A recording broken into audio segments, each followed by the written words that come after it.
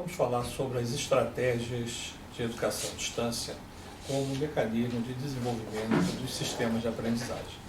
Na realidade, a educação à distância não é uma coisa nova no mundo. As primeiras ações datam de 1830 aproximadamente, e no Brasil, a partir de 1904, mais precisamente, tivemos a primeira escola de educação à distância implantada em nosso país. Naquele momento, era possível apenas o sistema de ensino por correspondência, transmitido pelos Correios, e tivemos, então, os primeiros marcos referenciais no mundo, 1830, e no Brasil, 1904. Já tínhamos algumas ações antes de 1900 no Brasil, mas eram iniciativas pessoais, iniciativas de alguns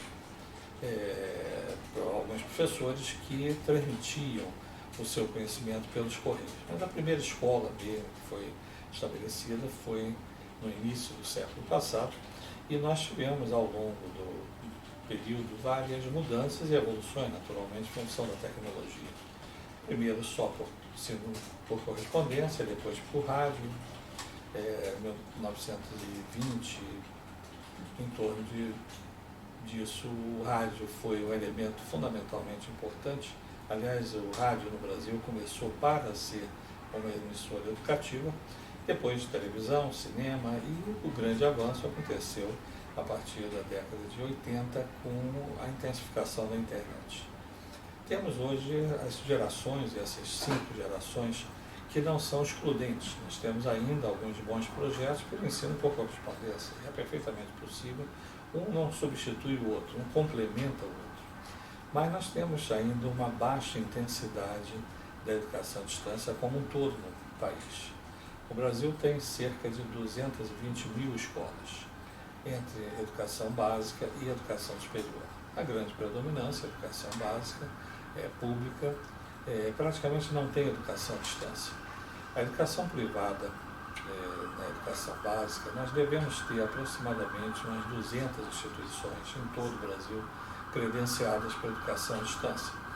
Esse credenciamento ocorre pelos Conselhos Estaduais de Educação, pelos Sistemas Estaduais de Educação. E o grande avanço aconteceu proporcionalmente foi em função do ensino superior, onde hoje nós temos 736 instituições credenciadas de um universo de 2.500 aproximadamente, entre públicas e privadas. Essa necessidade do crescimento, do desenvolvimento da educação à distância é fundamental para nós termos educação de qualidade em todo o território nacional. Nós não temos, infelizmente, condição de ter, nos mais de 5.500 municípios, educadores altamente atualizados, altamente formados, com seus mestrados ou doutorados, e nós temos realmente uma realidade brasileira ainda, como acontece em países em desenvolvimento, uma realidade muito de educação, especialmente educação básica, ensino fundamental, ensino infantil, ensino fundamental, muito calcado em profissionais que são altamente dedicados, mas não têm a formação, às vezes, sequer de ensino superior. Mas estamos melhorando. Só que essa melhora depende, naturalmente, dos cursos de formação de professores, dos antigos cursos normais e das faculdades, das licenciaturas, aumentarem esse processo. E nós já estamos conseguindo isso. Nós temos hoje já um maior número de alunos nos cursos de graduação à distância na rede privada do que presencial. Esses números variam aproximadamente 1.400.000, o último censo mostrou isso, 1.400.000 estudantes por educação à distância e 1.200.000 por educação presencial na rede privada. Na rede pública, ainda a predominância é do ensino presencial, mas isso tem mudado com alguns consórcios, a própria chamada Universidade Aberta do Brasil, um consórcio que tem trazido resultados positivos para a rede pública. A rede privada não tem muita experiência de consórcios, mas deve, daqui a alguns anos, isso ser evoluído para permitir uma integração maior dessas instituições. Mas uma coisa é certa, que dessas instituições de ensino superior, Nós temos hoje praticamente quase todas as universidades já credenciadas. Nós temos 169 universidades credenciadas para a educação à distância, temos 134 centros universitários, temos 29 instituições federais, os antigos Cefetes, os Institutos Superiores de Educação, que são instituições federais que não equivalem a uma universidade, mas têm também uma certa autonomia. As faculdades têm crescido bastante, nós temos 345 faculdades credenciadas, temos outras instituições credenciadas, são escolas de governo. As universidades corporativas estão caminhando nessa direção, mas são 9 atualmente, e temos ainda 38 instituições credenciadas de forma provisória. Esses números fazem parte de uma pesquisa permanente no Instituto de Pesquisa e Administração da Educação, que permite que você possa verificar por ano o desenvolvimento desses credenciamentos.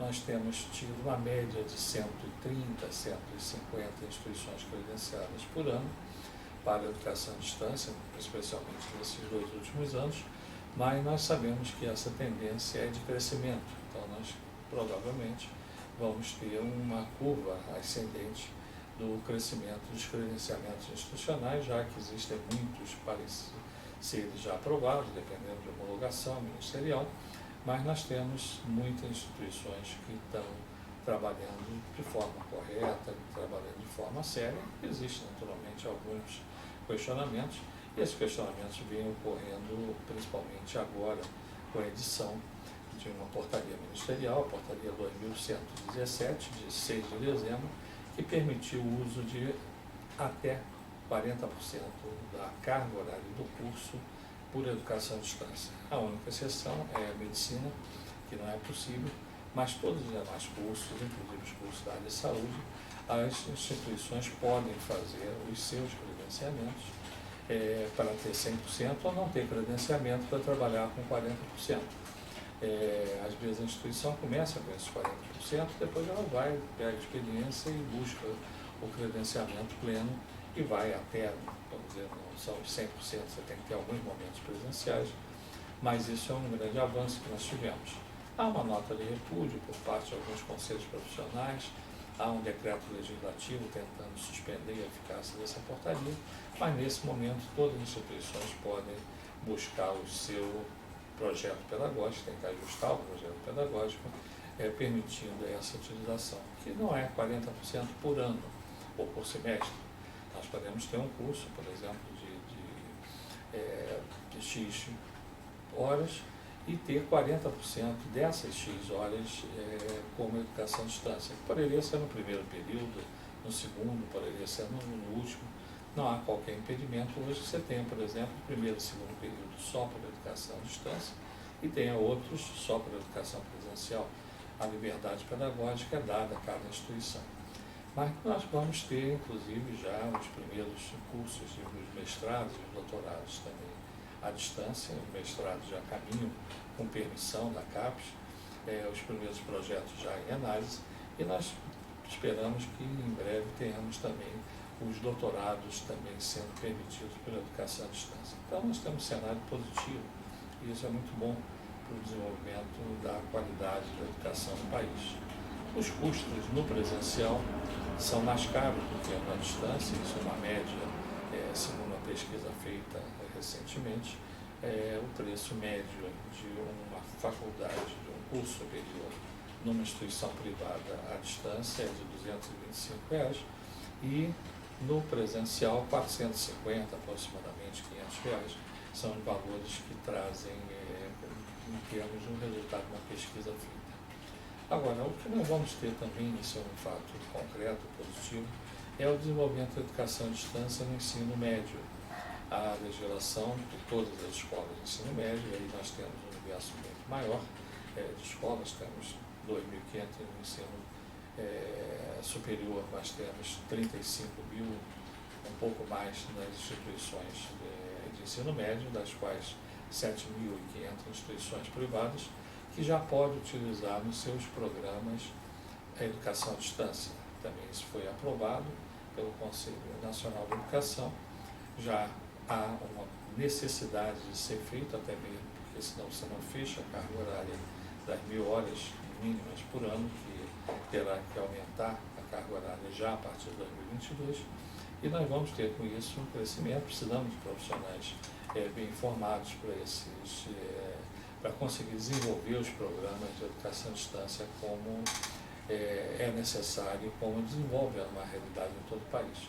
Então, com certeza, o crescimento da educação à distância ela está se consolidando, ela já existe um programa de excelente qualidade, existe naturalmente a instituição, quando é boa, ela é boa na educação presencial, na educação à distância. Quando ela não é de qualidade, ela não vai ser nem na educação à distância, nem na presencial. Mas o que tem sido atento, o Ministério da Educação tem acompanhado, há inclusive já existiram alguns casos de descredenciamentos em instituições de educação à distância, poucas, mas ocorreu, e essas instituições estão sujeitas ao acompanhamento por parte da Secretaria de Regulação e Supervisão da Educação Superior. Mas, em síntese, temos certeza que a educação à distância ela cresce e vai crescer fortemente nesses próximos anos, como uma forma de chegar a todos os territórios nacionais, por exemplo, do que aconteceu em outros países também em desenvolvimento. Então, nós queremos conclamar a todos que trabalhem, que pensem e desenvolvam programas de qualidade através da educação à distância e que não se fechem exclusivamente em ensino pela internet.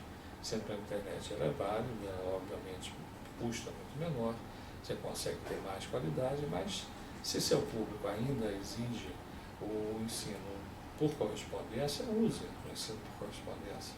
Nós temos a necessidade de pensar não no que é melhor para a instituição, e sim o que é melhor para o aluno.